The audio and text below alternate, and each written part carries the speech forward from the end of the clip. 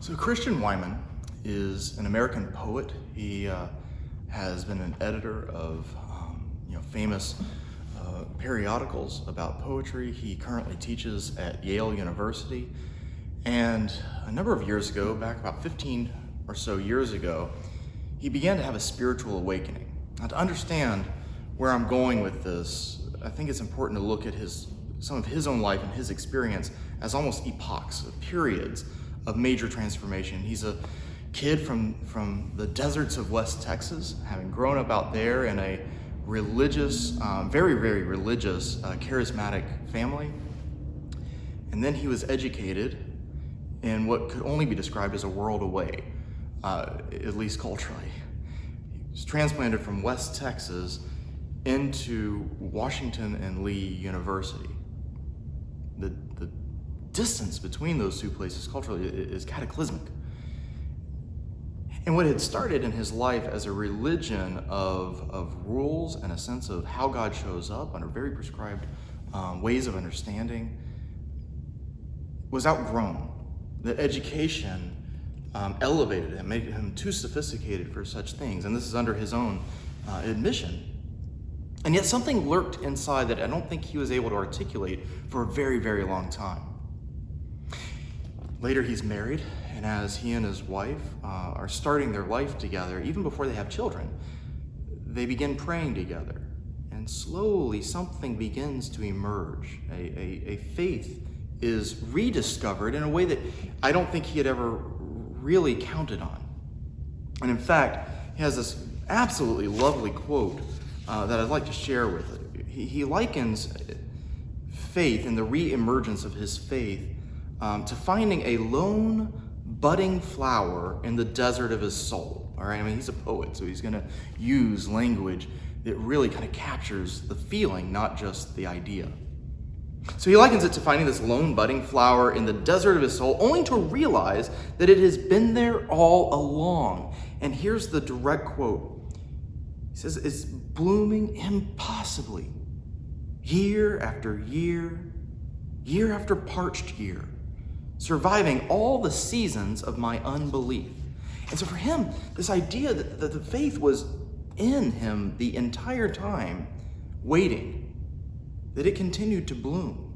And he looks over the course of his own life and he sees all these periods in which everything from the nights out to the way in which he wrote his ambition, everything that was driving him was attempting to fill a void because he was trying to escape what was already inside. I'm probably putting this terribly, and if Mr. Wyman ever hears this video, I hope he corrects me. But he offers us a way to see with new eyes, because he stops his story to a degree at marriage and beginning to have children, but just during the same time period, everything about faith for him is again transformed, now for at least a third time in his life. Christian is diagnosed with an extremely rare and incurable form of blood cancer. And as he starts to go through treatment, as he experiences the pain, the loneliness, the anguish that comes with that sort of treatment, bone transplants and everything, he starts to notice something different about how God shows up, where God is. And he ends up writing, he had written already a poem, or a portion of a poem called My Bright Abyss. And it turns into the tag for a memoir that was written in 2013.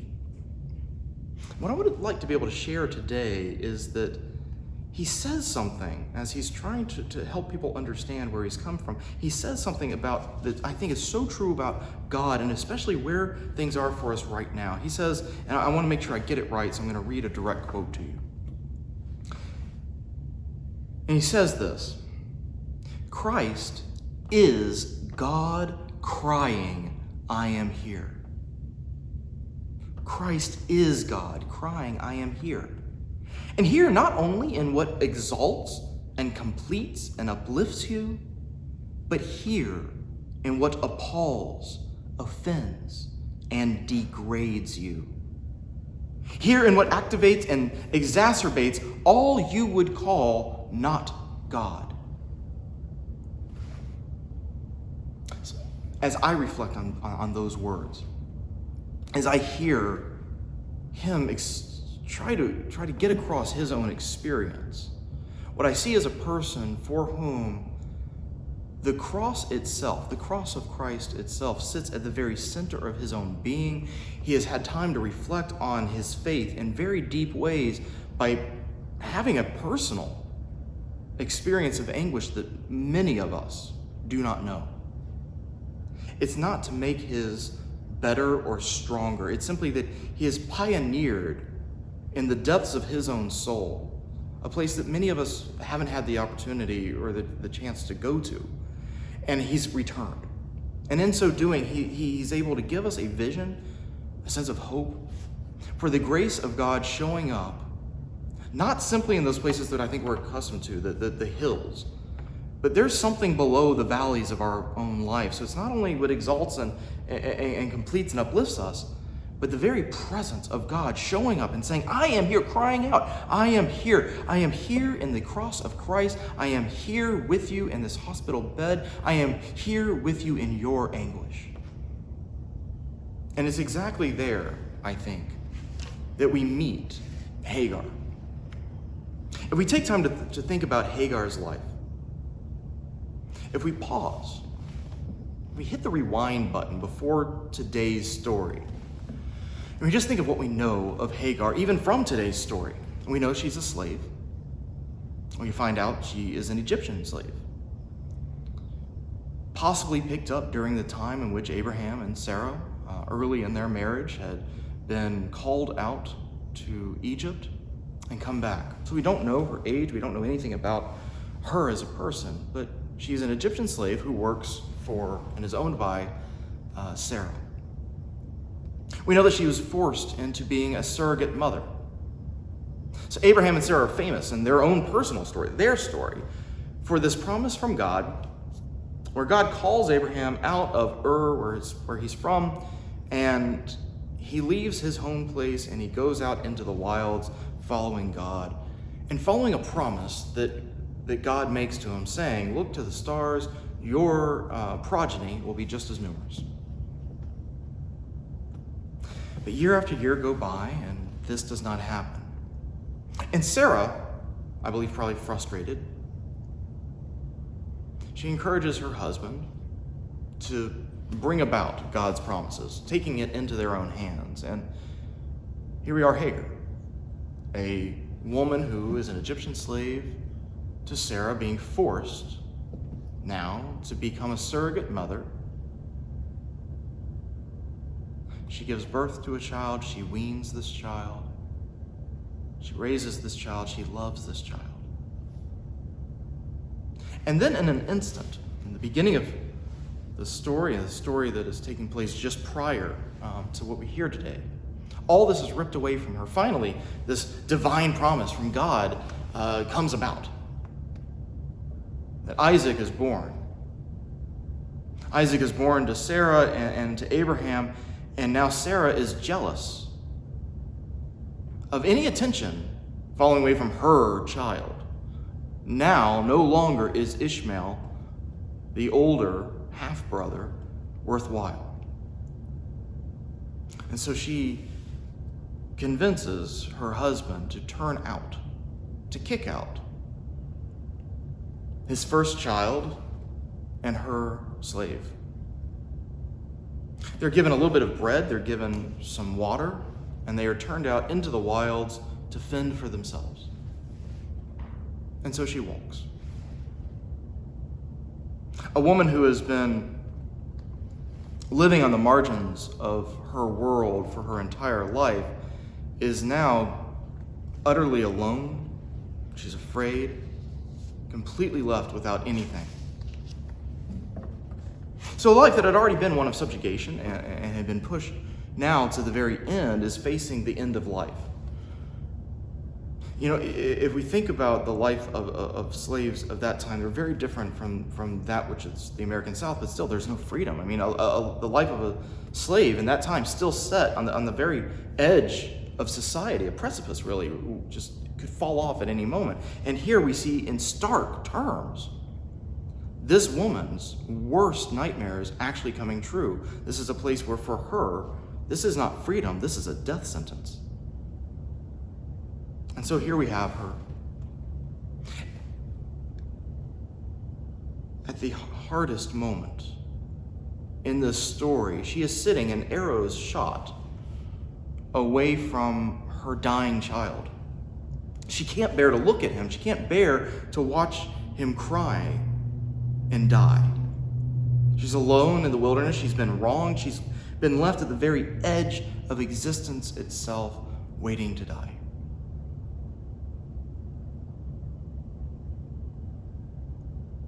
The pain, the staring at the edge, the realizing that there is something here that is an event horizon from which we can never return.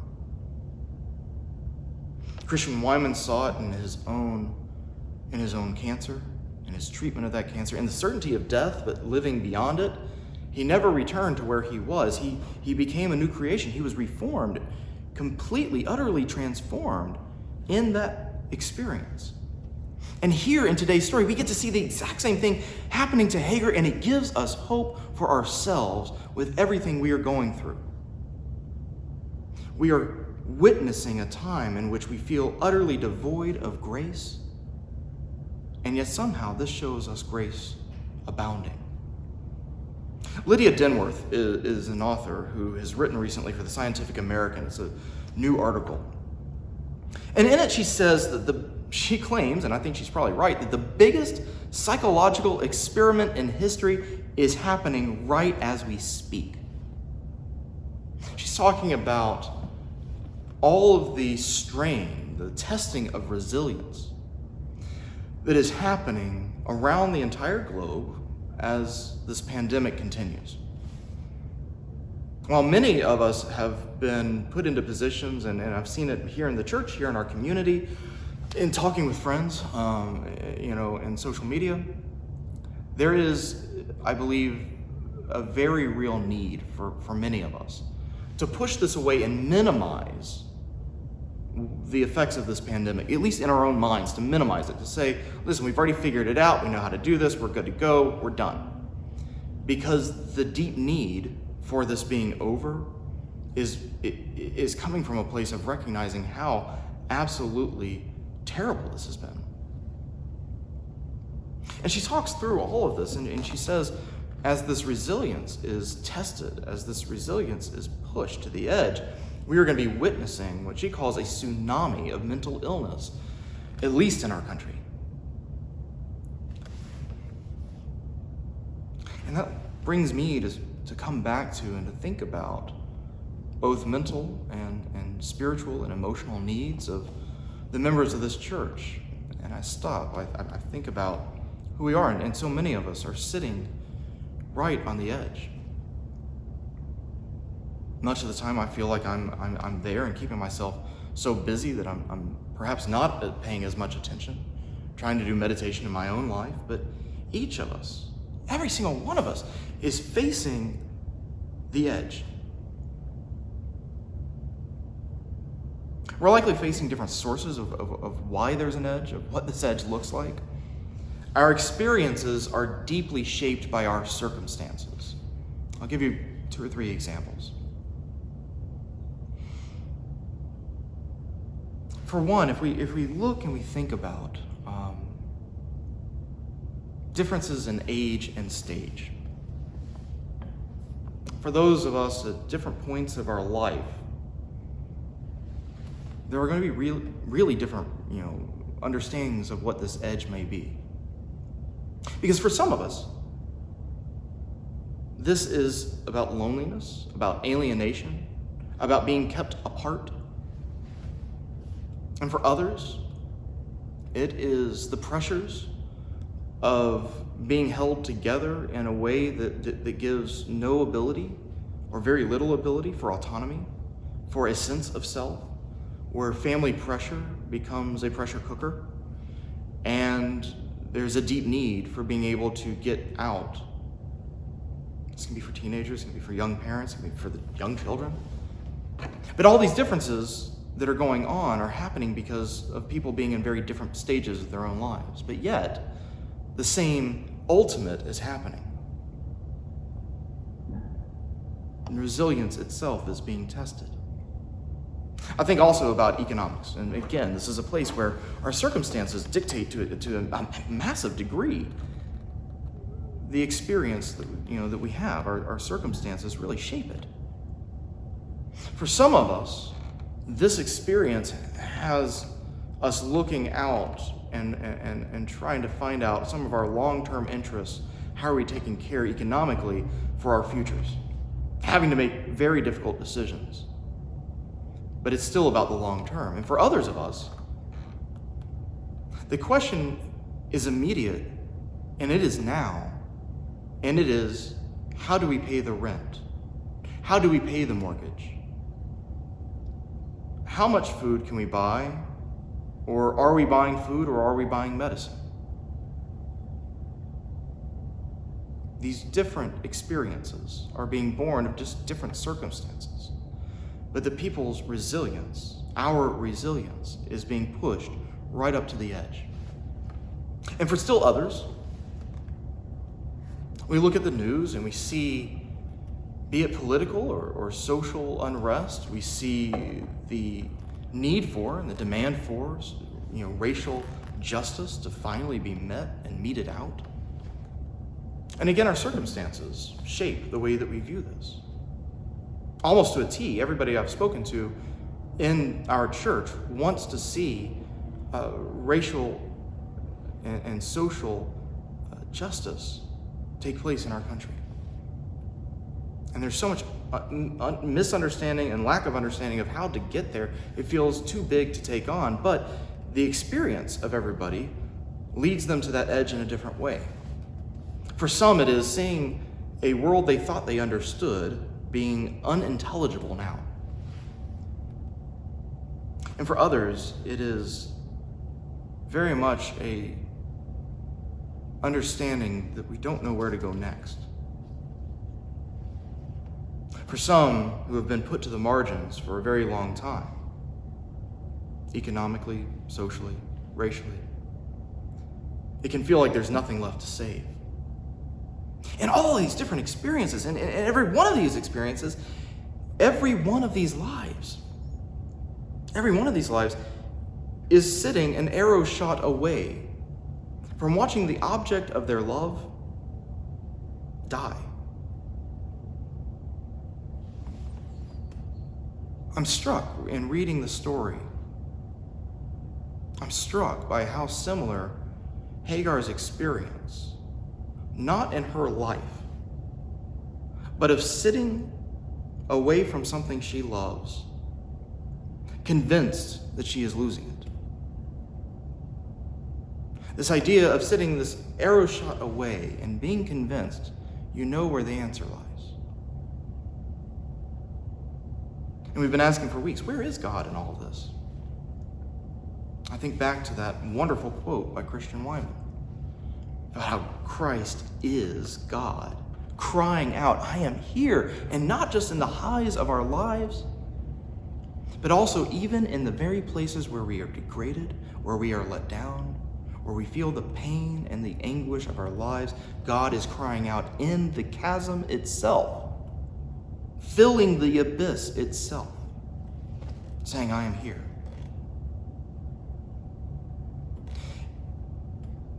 And then God shows up in this story. And it's amazing. God shows up in this story in a very real way. Because Hagar does not perceive God in the suffering.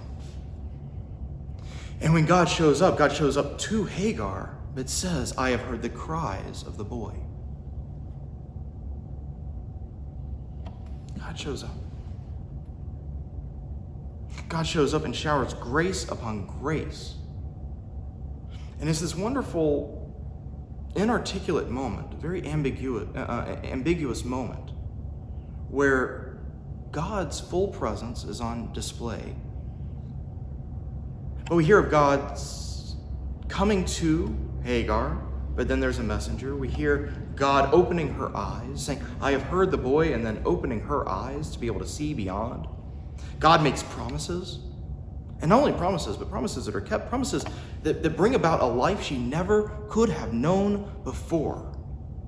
Not simply a restoration of her life, but an utter transformation of her life. Grace upon grace is pouring out. This is not a hope for continuance. This is not hope for a better. This is a life that right at the very edge, right when it seems that all is being lost, God shows up and makes the promise that utter transformation is just on the other side. He makes promises. Oh, don't worry about your boy. Don't worry about your son. This one who you think is dying will be the father of a great nation. And we hear at the end, she finds a good Egyptian girl for her son to marry. Right in the depths of the story, right when it couldn't get any worse, God shows up in the midst of the pain to say, I am here, and I am here with you. I will shower upon you more than you ever thought possible. The biggest psychological experiment in history is going on now. Lydia Denworth says, as I mentioned before, that our very resilience is what's being tested. Many of us in the church have been and will continue to face mental anguish, emotional pain. The scars of old will be brought to the surface anew. Each of us will be facing the edge. As we stand there, though, as we peer into the abyss of our own lives, it is my prayer that God will show up even there. That faith will blossom, that flowering bud that has been lying in the desert will open up, that we will come across it ourselves, and we will see, we will believe that God's own promises for us right here today are one of transformation and new life.